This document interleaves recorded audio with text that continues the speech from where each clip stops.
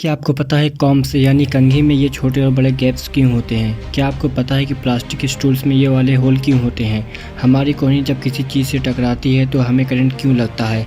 आप हमारी वीडियो में कुछ ऐसे ही इंटरेस्टिंग फैक्ट जानेंगे जिसे सुनकर आपके मुंह से एक ही शब्द निकलेगा, ऑसम। गिटार में आपने ये वाले होल्स देखे होंगे। इनका काम क्या है? दरअसल इनका एक ही मेन पर्पज है, आवाज को निकालना। जब गिटार की स्ट्रिंग को खींचा जाता है तो वाइब्रेशन होल के अंदर जाता है, इसके बाद ही आवाज आती है। अगर होल्स नहीं होंगे तो गिटार से आवाज आएगी ही नहीं। गिटार में कोई स्पीकर नहीं होता है, इसलिए इनका शेप आवाज निकालने और एम्पलीफायर करने में हेल्प करता है। और इसलिए जो मॉडल और या फिर इलेक्ट्रॉनिक गिटार होते हैं उनमें ये होल्स नहीं होते हैं, क्योंकि वो इलेक्ट्रॉनिक तार से सीधे गिटार के स्पीकर से बजते हैं, इसलिए इनके अंदर ये होल देने की जरूरत नहीं होती। आपने कई बार सुना होगा कि कुरकुरे प्लास्टिक से बना होता है, लेकिन आखिर इसमें कितनी सच्चाई है?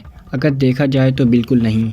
ये एक मिथ है जिस पे कई लोग विश्वास करते हैं कि कुरकुरे प्लास्टिक से बनता है, और इसका प्रूफ दिखाने के लिए वो इसे जला देते हैं और कहते हैं कि ये जल गया यानी इसमें प्लास्टिक है।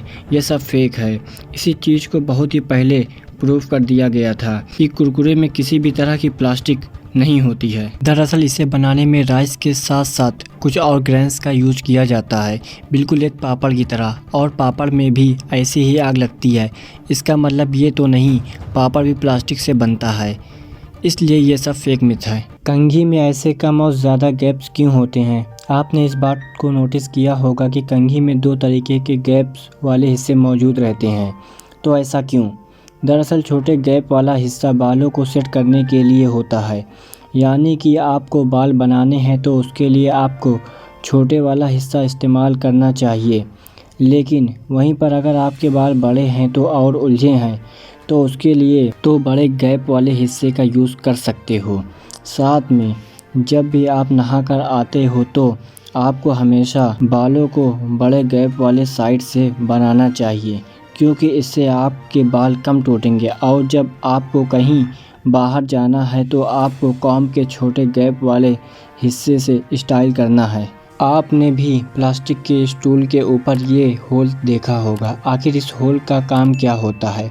अगर आपको लगता है कि बस उठाने के लिए होता है तो आप गलत हो। जैसा कि आपको पता होगा कि स्टूल को एक के ऊपर एक रखा जाता है, पर अगर ये होल नहीं होंगे तो स्टूल्स वो आपस में चिपक जाएंगे एयर प्रेशर और वैक्यूम की वजह से। इन्हें अलग करने के लिए बहुत ही ज़्यादा ताकत चाहिए होगी, और आपको यकीन नहीं होगा कि अगर ओवरवेट आदमी स्टूल पर खड़ा है तो और वो स्टूल आसानी से नहीं टूटा तो इसके पीछे भी इन्हीं होल्स का काम है, और ये होल्स मटेरियल भी बचाता है।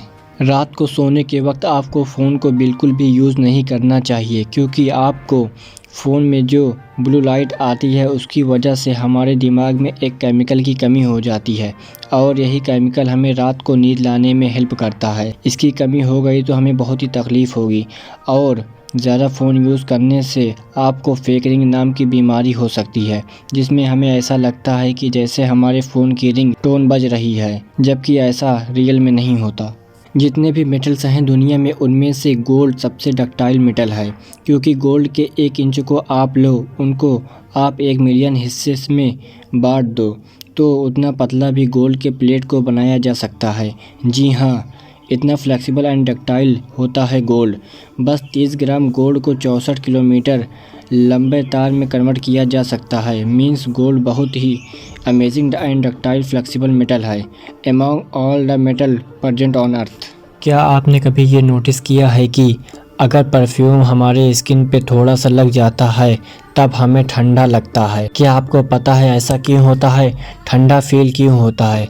और पेट्रोल में भी ऐसा ही होता है। ये इसलिए होता है कि पेट्रोल या परफ्यूम दोनों में से कोई भी हाथों पर गिरता है ना, वो आपके हाथ से, आप इस तरह से समझिए कि हर इंसान का बॉडी टेम्परेचर 27 डिग्री सेल्सियस गर्म रहता है। मतलब ह्यूमन बॉडी एक वार्म टेम्परेचर पे होती है, तो उसी वार्म को पेट्रोल व परफ्यूम एब्जॉर्ब कर लेता है अपने अंदर। परफ्यूम इसलिए एब्जॉर्ब कर लेता है क्योंकि उसे वार्म या गर्माहट को हवा में गैस के रूप में फैलाना है, और पेट्रोल भी वेपोराइज हो जाता है तो आपके हाथ की गर्मी को वो एब्जॉर्ब कर लेगा, तो सडनली हाथ कुछ समय के लिए ठंडा हो जाएगा। आपके साथ कभी ऐसा हुआ है कि जब भी आपकी कोहनी किसी चीज़ से टकराती है तो आपको करंट लगता है? तो आखिर ऐसा क्यों होता है? दरअसल हमारी कोहनी में एक नस होती है जो ब्रेन तक सिग्नल लेकर जाती है, लेकिन ये नस बाकी नस की तरह प्रोटेक्टेड नहीं होती। ये पूरी तरीके से अनप्रोटेक्टेड होती है।